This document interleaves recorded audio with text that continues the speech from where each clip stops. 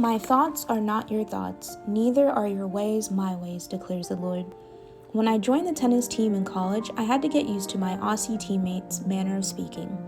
I realized pretty quickly that the English they spoke was not the same English I spoke. Sometimes, even people who spoke the same language still can't communicate. We hear each other, but we struggle to listen and hear the message being conveyed. I knew nothing about footy, waltzing Matilda, or wallabies, and they weren't willing to stop and explain every little reference or meaning. Sometimes I wonder whether our prayers seem just as curious and strange to God. Of course, He understands and knows our hearts, but it must be hard to hear us pray one thing and then say and do another, because we're so limited by what we can see with our eyes. We tend to rely on the physical world as the basis for our understanding. We're still sinful despite being saved by Christ.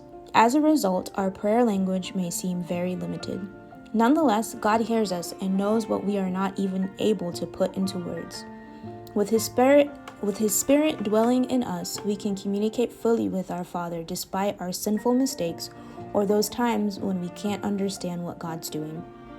Prayer isn't just asking, it's also trusting. Lord, we can't always understand why you do what you do, but we don't need to. Today, we are reminded that we can trust you regardless of our limited perspective.